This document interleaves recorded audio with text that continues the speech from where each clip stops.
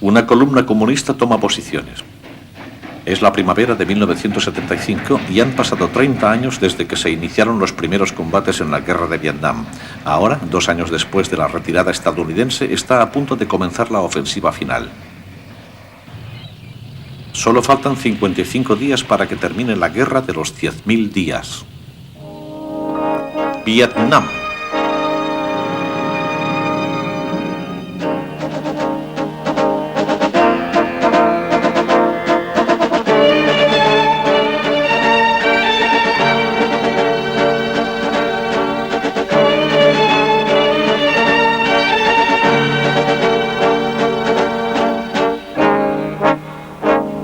Vietnam, 1945-1975, la guerra de los 10.000 días.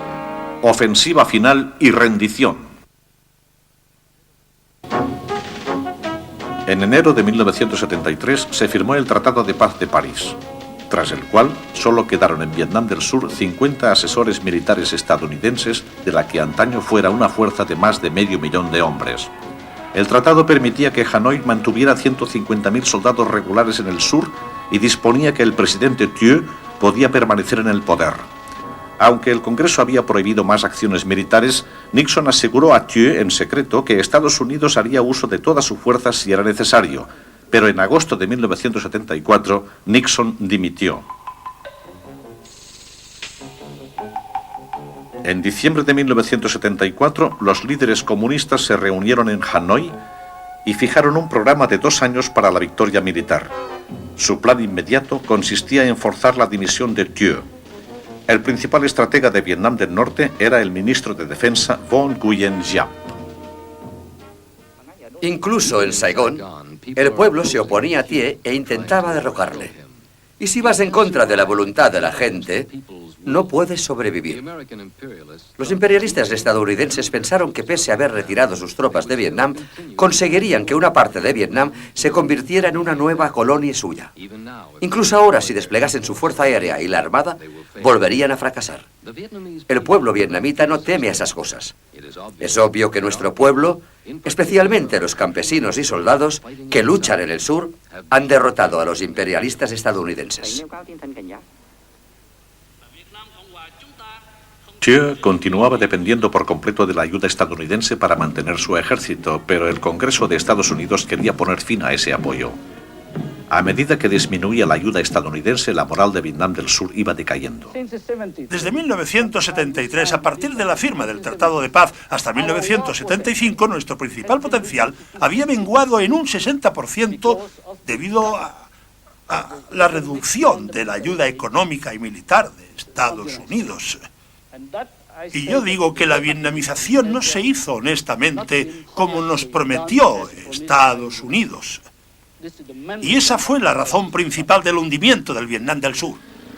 En Saigón todavía había esperanzas de que los estadounidenses regresaran. La capital estaba llena de refugiados. La mitad del presupuesto del país se dedicaba a la defensa y aún así el material de guerra no era renovado. Hanoi estaba haciendo un esfuerzo extraordinario para asegurarse una ofensiva sorpresa. El comandante de campo, el general Van Thieu Dong, es enviado a Vietnam del Sur y para no ser reconocido realiza parte de su viaje en bicicleta. Habla el periodista Wilfred Burchett. Hacían esfuerzos considerables para mantener las cosas en secreto. Mantuvieron en secreto incluso el hecho de que Van Thien Dung había ido al sur. No paraban de enviar tarjetas de felicitación de cumpleaños desde Hanoi firmadas por él. Y su coche oficial seguía acudiendo al cuartel general cada mañana a la misma hora. Eran conscientes de la importancia que tenía actuar en secreto a todos los niveles y creo que efectivamente lograron mantener el secreto. Hanoi trasladó 3 divisiones de infantería acorazada a los alrededores de Ban Me Thuot en la cordillera occidental. Aunque se trataba de un centro estratégico, no había más que 4.000 soldados survietnamitas allí. A las 2 de la madrugada del 10 de marzo de 1975 se inició el ataque con fuego de artillería. Los carros precedían el despliegue de 25.000 soldados comunistas que rodearon la ciudad. Al amanecer, tras 4 horas de intenso fuego de artillería, la infantería norvietnamita rompió las defensas.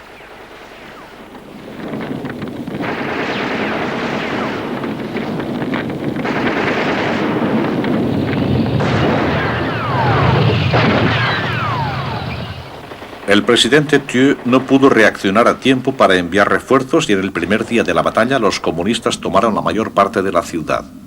A la mañana siguiente el combate había terminado. La mitad de los soldados survietnamitas se rindieron o desertaron. La primera gran batalla de la ofensiva final había terminado. Luego, en una de las decisiones más controvertidas de la guerra, el presidente Thieu ordenó abandonar 2 provincias del norte, decidiendo evacuar la zona de las tierras altas y redesplegar sus tropas más al sur. No debíamos esperar a que fuera demasiado tarde y no pudiéramos hacer nada. Teníamos que correr el riesgo, un riesgo calculado, porque la retirada, el volver a desplegarnos sin movilidad, sin un fuerte apoyo de fuego, constituía un riesgo, pero era un imperativo para nosotros.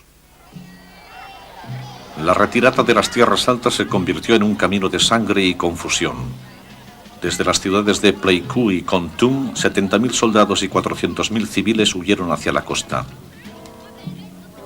Las autoridades militares escogieron para la evacuación una carretera casi impracticable, creyéndola a salvo de ataques comunistas. Pero se equivocaron. Los norvietnamitas abrieron fuego contra la masa en retirada, un contingente humano que se hizo famoso como el Convoy de las Lágrimas. Solo 20.000 soldados y 100.000 civiles, 1 de cada 4, alcanzaron la costa, donde el pánico apareció de nuevo. Los supervivientes hablaban de niños y ancianos aplastados por vehículos militares y de niños que murieron de hambre por el camino. La retirada fue calificada como una de las peor planeadas y ejecutadas de la historia militar.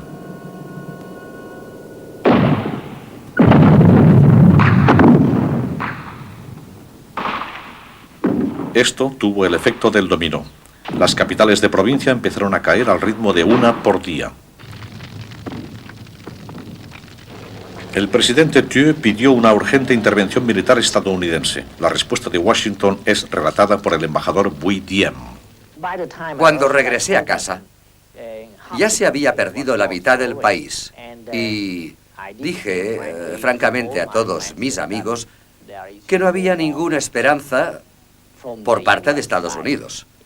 Lo que significaba que aunque las cosas empeorasen, los estadounidenses no podían regresar y que teníamos que ver las cosas con realismo.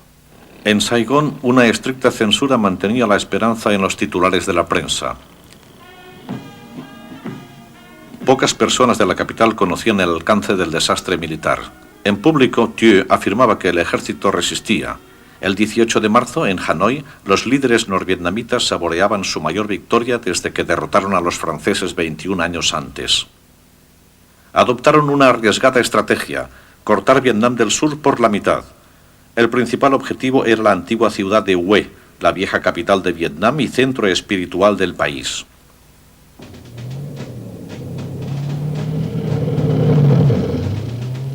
En 24 horas empezaron los preparativos para el ataque.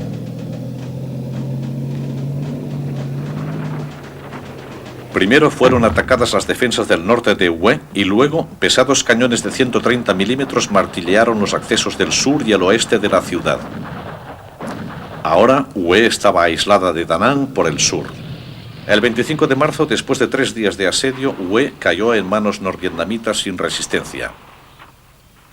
En 1968, durante la ofensiva del Tet, la bandera comunista había ondeado aquí durante 28 días, pero esta vez ya no sería arriada. El avance norvietnamita continuaba casi sin hallar resistencia, mientras que las fuerzas survietnamitas se desfondaban y huían. En el primer avance comunista sobre Hue, el comandante de la zona ordenó la retirada y los oficiales y sus hombres abandonaron la ciudad y sus civiles. Su única ruta de huida era el mar, al sur de Da Nang. Presas del pánico, muchas personas se ahogaron en su intento por llegar a las barcas. En Da Nang corría el rumor de que se había hecho un trato para abandonar la ciudad a los comunistas. 3 millones de personas intentaron huir al sur.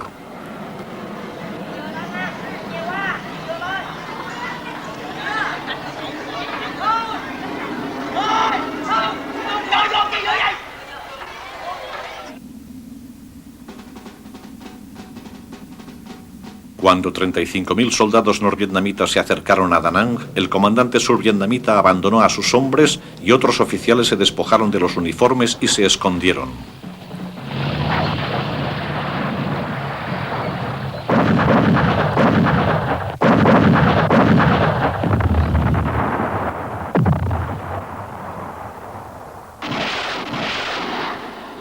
La barrera de artillería inicial fue suficiente para acabar con la resistencia. 100.000 soldados survietnamitas se rindieron tras haberse quedado sin mandos.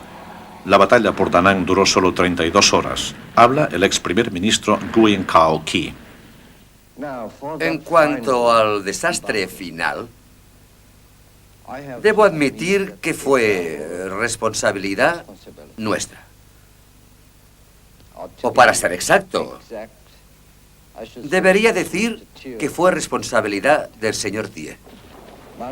En Ban Mi Thuot, cuando empezó la ofensiva, los oficiales huyeron primero.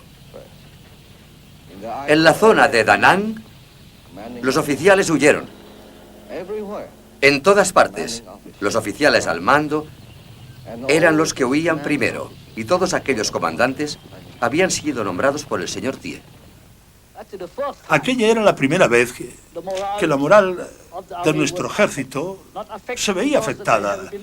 No afectada solo porque habían sido desbordados, estaba afectada desde hacía 2 años porque todos entendieron que la ayuda militar había sido retirada. La ayuda económica había sido retirada. Había muchas muestras de que Estados Unidos nos había abandonado.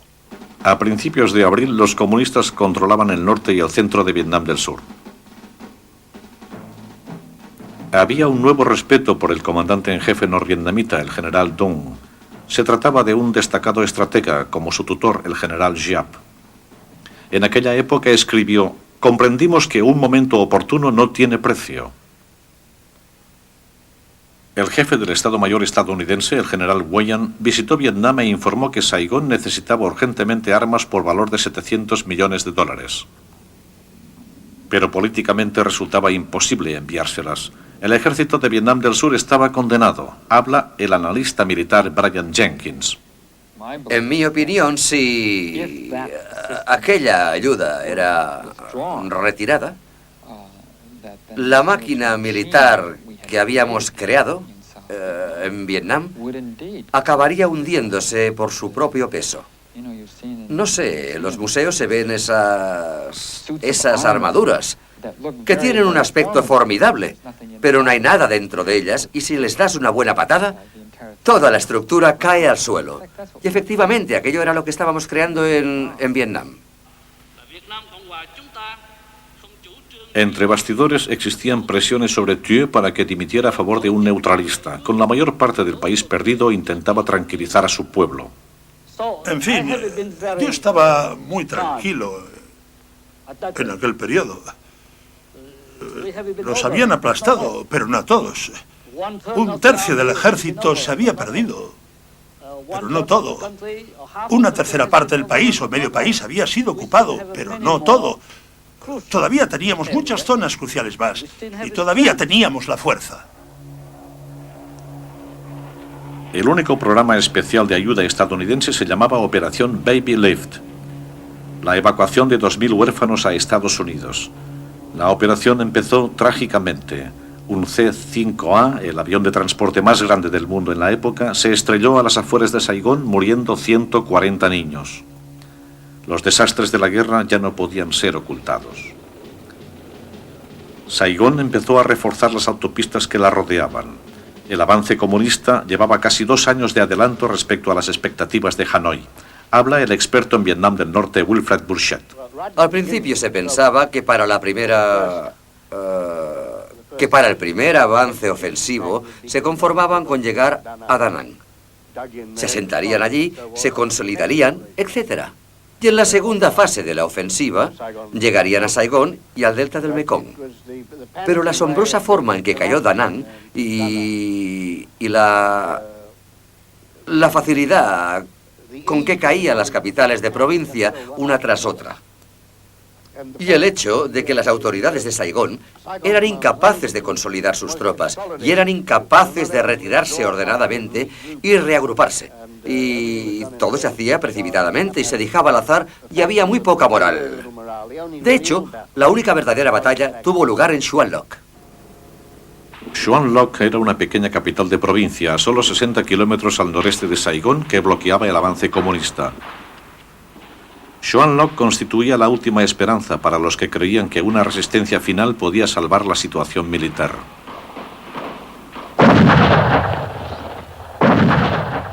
El 9 de abril, los norvietnamitas abrieron fuego contra Xuanloc, pero esta vez la victoria no resultó fácil.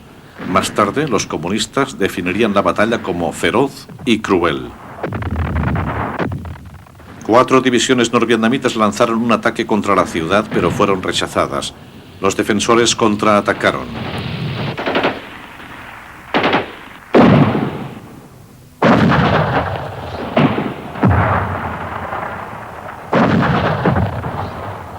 En la ansiosa Saigón, Xuanloc se convirtió en sinónimo de esperanza y heroísmo.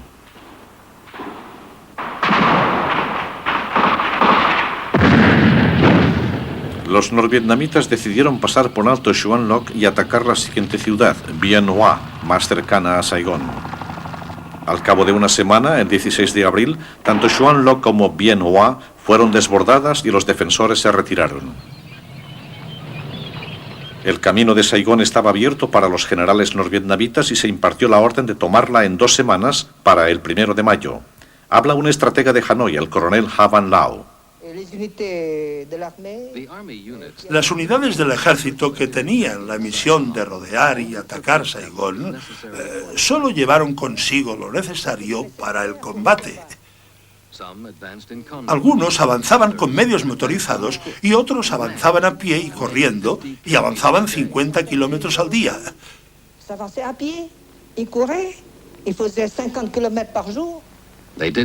Ni siquiera comían, porque su objetivo, la toma de Saigón, era su principal preocupación. La prise de Saigón, que era la primera preocupación. Saigón aparecía tranquila, pero la tensión aumentaba con la escasez de gasolina y otras comodidades.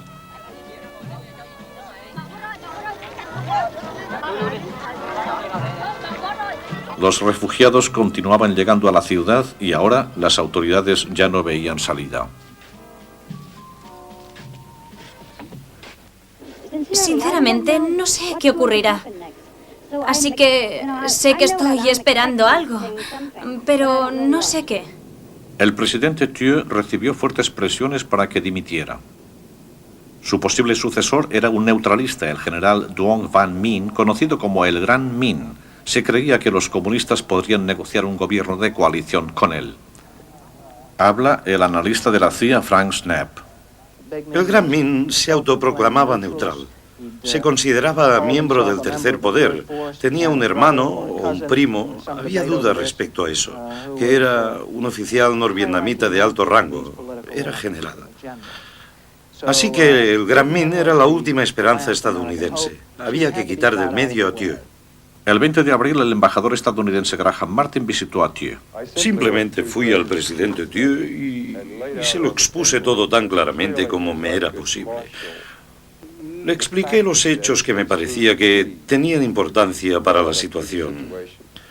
Le hablé de la situación militar, de lo que tenía el enemigo, de lo que teníamos nosotros, de la situación política, de la situación en su propia administración, entre sus propios generales, y le expresé la convicción de que, aunque yo no creía personalmente que aquella transición tuviera muchas posibilidades, estaba claro que algunos de sus propios generales deseaban intentarlo, pero que no lo harían con él al mando.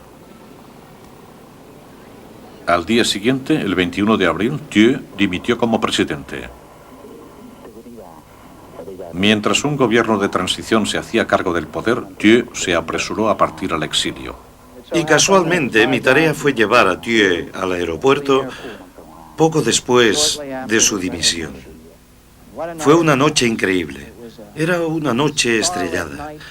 Había focos por todo el perímetro de la base aérea de Tan Son Nhut. Varios compañeros y yo de la CIA, así como el jefe del destacamento de la CIA, nos incautamos de algunas limusinas. Yo iba armado hasta los dientes porque recordaba lo que le había pasado a Diem en 1963. Unos jóvenes le hicieron bajar del coche y le mataron.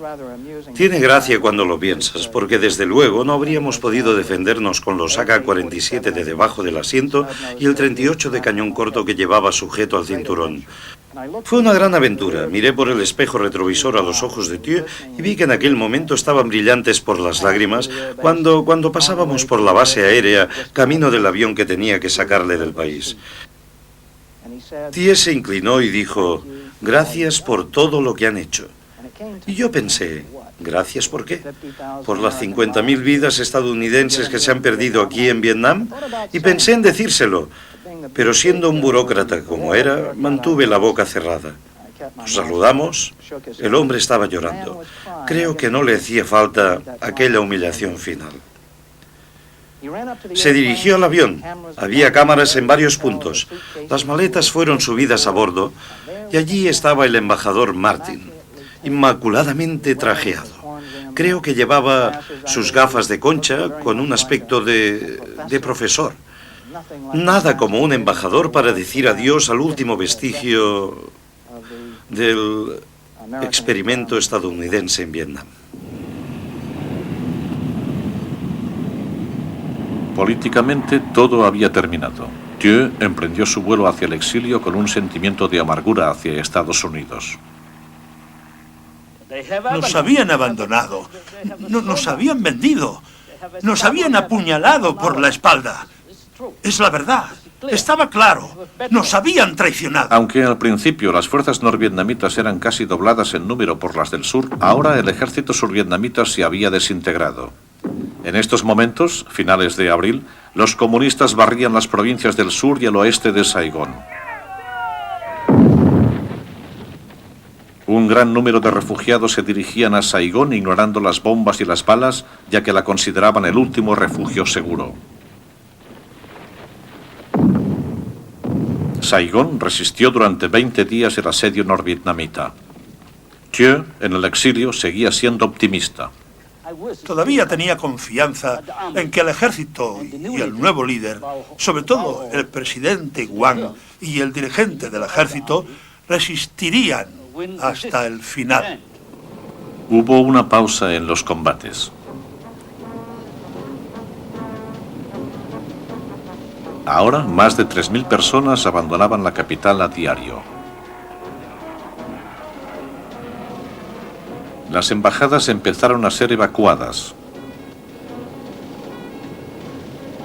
El personal estadounidense preparaba los planes de evacuación final. Los survietnamitas ricos e influyentes ya se habían ido. Saigón estaba sola.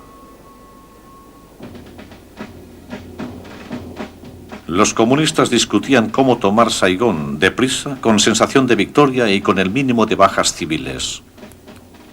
Como lo expresó el general Dung, el viejo régimen debe ser aplastado y quedar como una serpiente decapitada. Ahora solo faltaban 7 jornadas para el final de la guerra de los 10.000 días. El 23 de abril de 1975, las fuerzas comunistas, a menos de 40 kilómetros de Saigón, iniciaron un avance por todos los frentes. Hanoi había calculado que la ofensiva final duraría quizá 2 años, pero solo habían pasado 7 semanas desde que se iniciara la ofensiva. Los planes de batalla consistían en hacer llegar a Saigón 100.000 soldados desde 5 direcciones. Sus órdenes eran entrar y ocupar Saigón en una semana. El fragor de la batalla ya era audible en la ciudad. Cientos de miles de personas intentaban escapar. Muchos temían ser ejecutados por los comunistas tras la victoria. Su única esperanza era la embajada estadounidense y un pasaje de avión a Estados Unidos. El mismo día del avance comunista, el presidente Gerald Ford, en un discurso en Nueva Orleans, declaró que la guerra había terminado. Hoy, América puede recuperar el sentimiento de orgullo que tenía antes de Vietnam.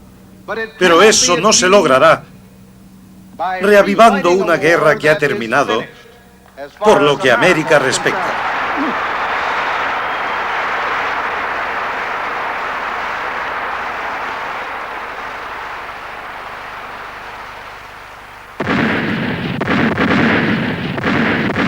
Las divisiones de Hanoi corrieron a tomar posiciones. Ahora ya no había que temer los bombardeos estadounidenses que habían rechazado ofensivas anteriores.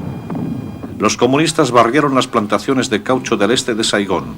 Los survietnamitas, ahora muy inferiores en número, resistían escasamente. Los carros de combate anfibios soviéticos cruzaban los ríos con facilidad y luego seguían por las autopistas construidas por los norteamericanos que conducían a la capital. Los convoyes de la infantería eliminaban la resistencia en aldeas y destacamentos. La artillería de largo alcance inutilizó el aeropuerto de Saigón. El asedio estaba en pie y Saigón rodeada.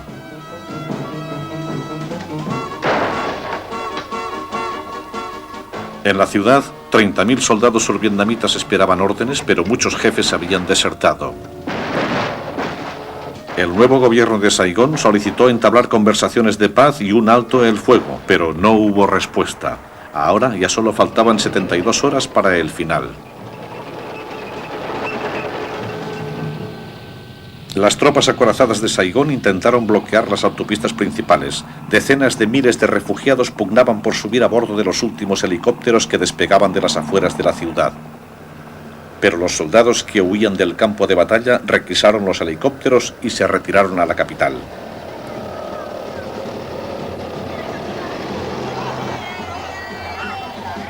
El mayor flujo de refugiados llegó por la arteria principal del este, una autopista de 4 carriles que fue orgullo de los ingenieros estadounidenses.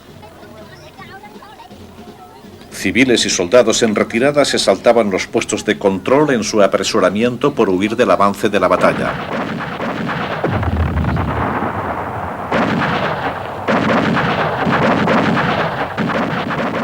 Para las fuerzas comunistas el principal problema lo constituía la velocidad de su avance. Las tropas avanzaban tan rápidamente que resultaba difícil llevarles suministros.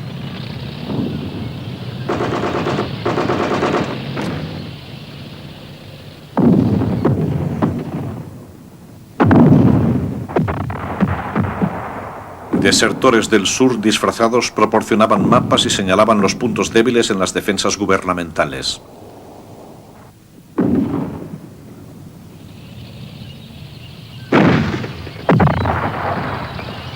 Ahora, 20.000 soldados comunistas estaban a 30 kilómetros de la capital y 30.000 más seguían avanzando.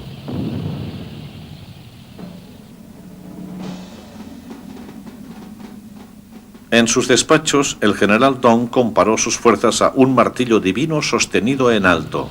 El ejército de Saigón escribió: temblaba de miedo al ver descender el martillo.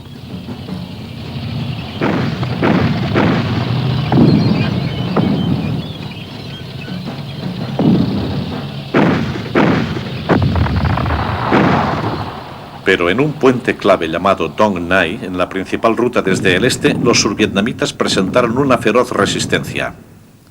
El puente cambió de manos varias veces hasta que los comunistas se apoderaron de él. Ahora, las fuerzas atacantes disponían de una ruta principal. Cuando ya solo faltaban 3 noches, los comunistas intensificaron la lucha. La infantería y la artillería atacaron el perímetro de la ciudad, pero se detuvieron allí.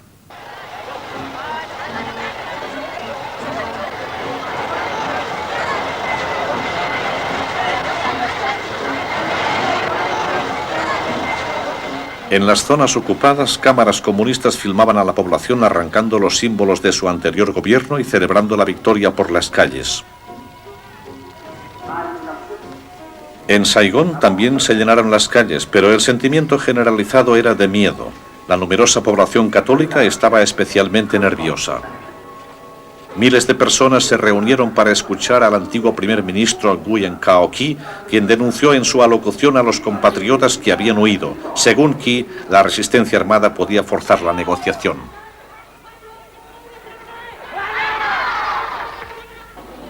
La mejor forma es mantener unido al ejército.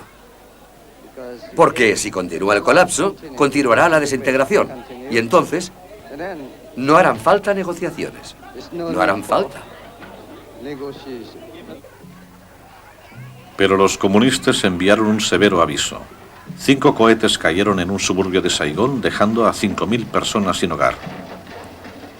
Los temores de un baño de sangre aumentaban.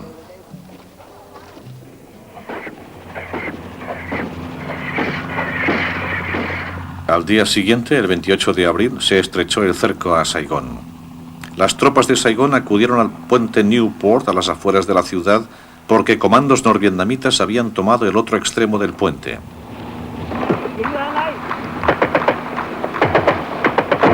El ataque al puente hizo que aumentaran los temores de que hubiera combates en la misma ciudad. Los comunistas emitieron mensajes por radio en los que exigía una rendición total en 24 horas. Este plazo destruyó bruscamente las esperanzas de un acuerdo político y activó los planes de evacuación de 3.000 estadounidenses. El ataque al puente Newport rompió definitivamente la disciplina de Saigón.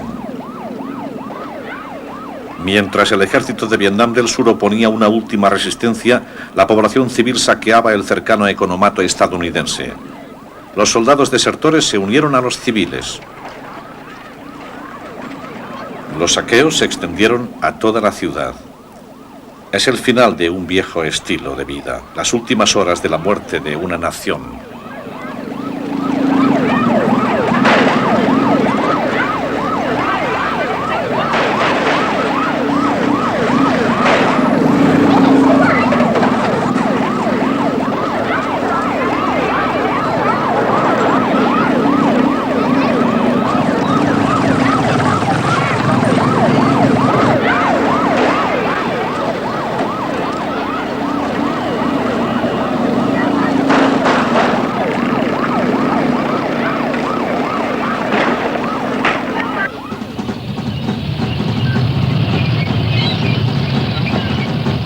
Ahora los comunistas intentaban cerrar la última salida principal. 5 bombarderos capturados pilotados por militares norvietnamitas bombardearon el aeropuerto Tan Son Nhut de Saigón. Unas horas más tarde, proyectiles de largo alcance y cohetes destruyeron la pista y no dejaron opción al embajador Graham Martin. Y cogí el teléfono y dije al secretario Kissinger que informase al presidente que había decidido pasar a la cuarta opción, los helicópteros para evacuar a los estadounidenses que quedaban y a todos los survietnamitas que pudiéramos. Esperando frente a la costa survietnamita habían sido desplegados 3 portaaviones estadounidenses con buques de apoyo e infantería de marina para la evacuación.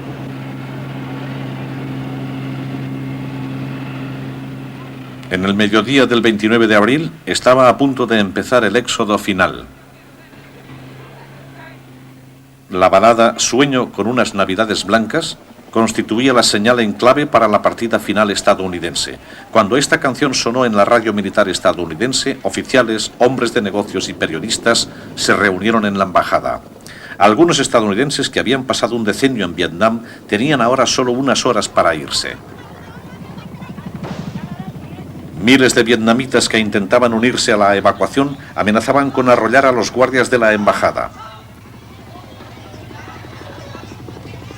Los helicópteros, que durante años habían representado el símbolo de una guerra de amplio alcance, ahora solo podían aterrizar en el tejado de la embajada o en su recinto cerrado.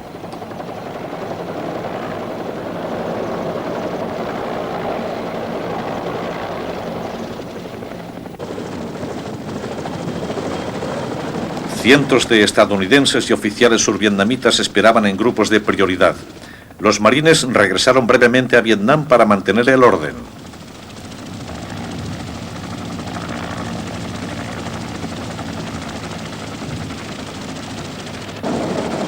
Algunos empleados de la embajada pasaron los últimos momentos destruyendo documentos. Cada helicóptero tardaba aproximadamente 1 hora en llegar a la flota de evacuación. Solo fueron evacuados unos pocos. Uno de ellos, el antiguo primer ministro Key. Aterricé en el portaaviones Midway y el capitán de la nave me recibió. Y se fue de su despacho con sus ayudantes y me dejó allí solo. Estuve allí unos 15 o 20 minutos llorando yo solo. No podía evitarlo. Aunque me dije a mí mismo, no, soy un soldado, no debo llorar. Pero lloraba.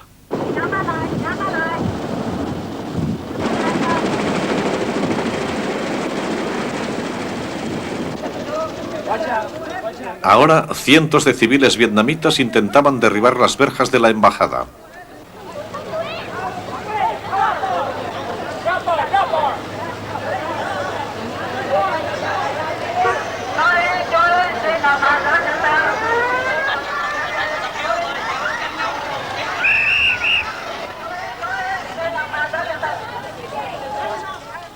Solo los más persistentes pudieron abrirse paso y tuvieron una oportunidad de escapar.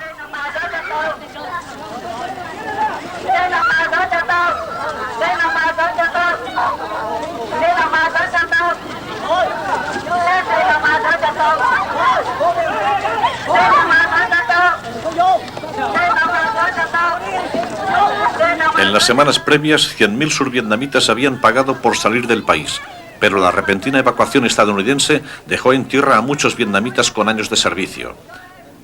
Habla el analista de la CIA, Frank Snapp.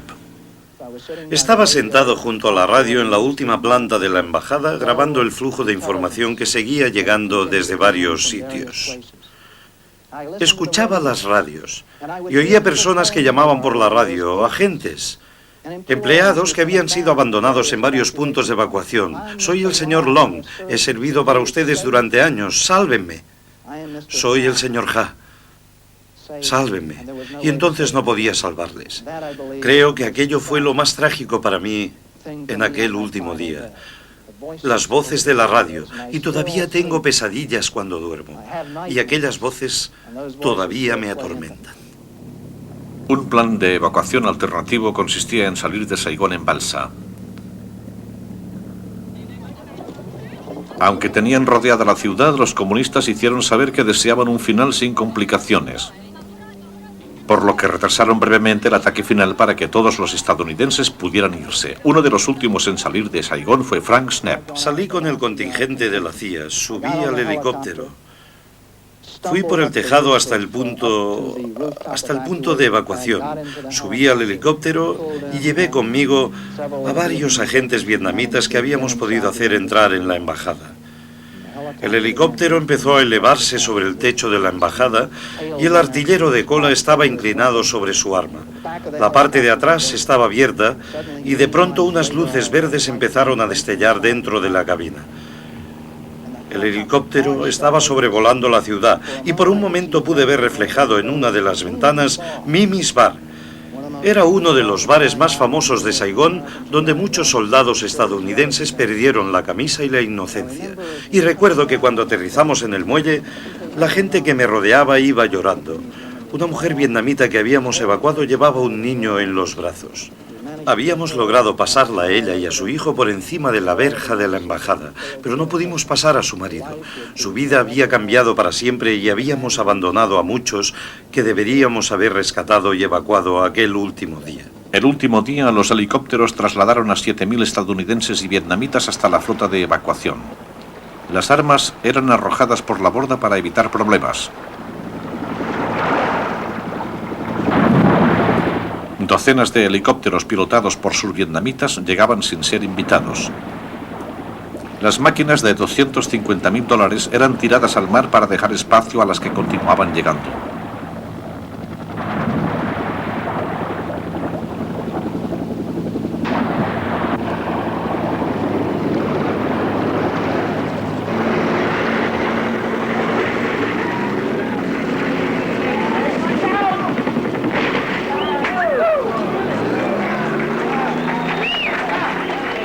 El embajador Martin quería ampliar la evacuación, pero Washington rechazó la recomendación por considerarla demasiado arriesgada. Entonces fui a mi casa a recoger a mi esposa. Creo que según las anotaciones del guardia, permanecí allí unos 11 minutos. Mi esposa preparó una bolsa y nos fuimos. Dejó todo lo que teníamos, porque para dar aquella impresión de estabilidad no habíamos preparado nada. Porque si hubiéramos empaquetado algo para enviarlo, lo habría sabido todo Saigón. Mi esposa lo pagó más caro que yo, en el sentido de que perdió cosas que eran recuerdos de toda una vida. Martin fue uno de los últimos en marcharse. A las 4:30 de la madrugada, hora de Saigón, el oficial estadounidense al mando en Vietnam dio la orden final. Un joven piloto de helicóptero vino a mi despacho con un garabato en el reverso de la solapa. Y nunca lo olvidaré. El nombre del helicóptero era Lazy Ace, creo. Y dijo, el presidente de Estados Unidos ordena que el embajador Martin salga en este helicóptero. Bueno, ¿qué hace uno entonces? Quiero decir, intentar emular al almirante Nelson poniendo el ojo tuerto en el catalejo y hacer como si no ha oído o no ha entendido. Y además, durante 45 años yo había sido un funcionario disciplinado del gobierno de Estados Unidos y no iba a estropearlo al final con un acto de desobediencia. Así que subí al helicóptero y me marché. A las 7:53 de la mañana del 30 de abril, las últimas tropas estadounidenses abandonaban la ciudad. Terminaban así 15 años de presencia militar estadounidense. Los comunistas convergieron en la capital en un ataque desencadenado por 5 frentes. Tomaron el aeropuerto de Saigón, ocuparon el cuartel general de la policía y del ejército y luego se dirigieron a las calles llenas de basura y de una población perpleja. En las últimas horas no hubo derramamientos de sangre.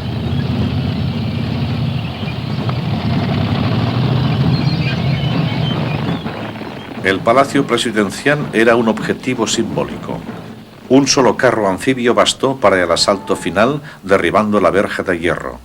Eran las 11 de la mañana. Y un soldado se adelantó para izar la bandera comunista en el Palacio Presidencial. A mediodía, las tropas de Hanoi habían ocupado la ciudad y sus banderas ondeaban por todas partes. El último presidente de Vietnam del Sur, el general Duong Van Minh, fue arrestado en el palacio y se le ordenó que dirigiera un mensaje a las tropas que todavía resistían. Dejad las armas y rendíos incondicionalmente. El comandante en jefe comunista, el general Duong, escribió respecto a las últimas horas de la victoria: nuestra generación ha conocido muchas mañanas victoriosas, pero no ha habido una mañana tan fresca y bella como esta mañana de victoria total. Para la mayor parte de Saigón, la guerra de los 10.000 días acabó con pocos cambios inmediatos. El mercado negro surgió de nuevo y algunos soldados del norte sucumbieron a las tentaciones.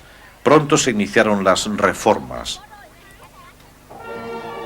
En Hanoi, la rápida victoria tras 30 años de guerra se tradujo en celebraciones inmediatas. Saigón fue rebautizada como ciudad de Ho Chi Minh en honor del primer presidente de Vietnam del Norte. Habla el primer ministro Pham Van Dong. Luchamos años tras años en condiciones extremadamente duras que iban más allá de todo lo imaginable. Ahora me gustaría repetir las palabras de Ho Chi Minh, que consideramos nuestro lema, nuestra bandera. Nada es más precioso que la independencia y la libertad.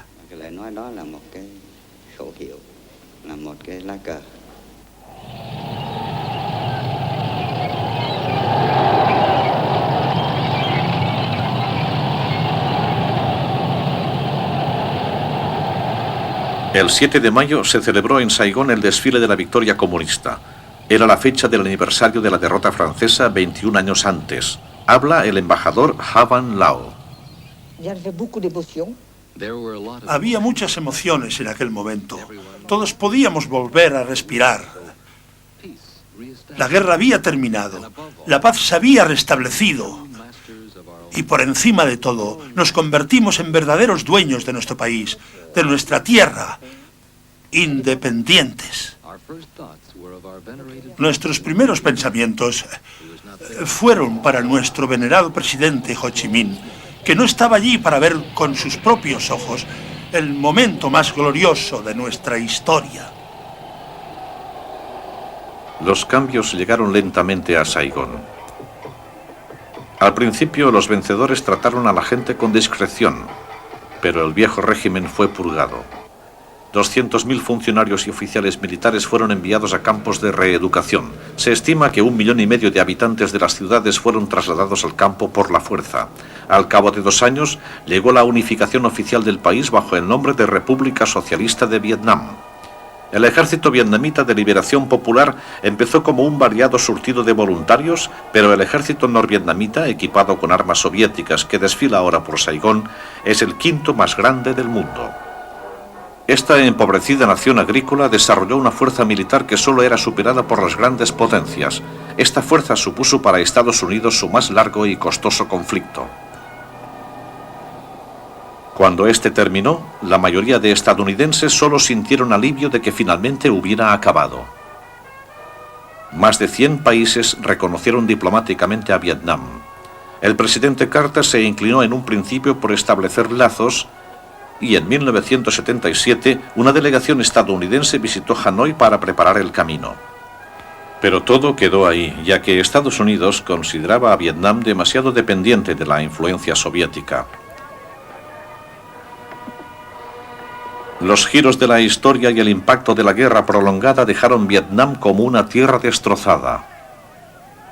Pero es una tierra. Ahora los vietnamitas son una nación.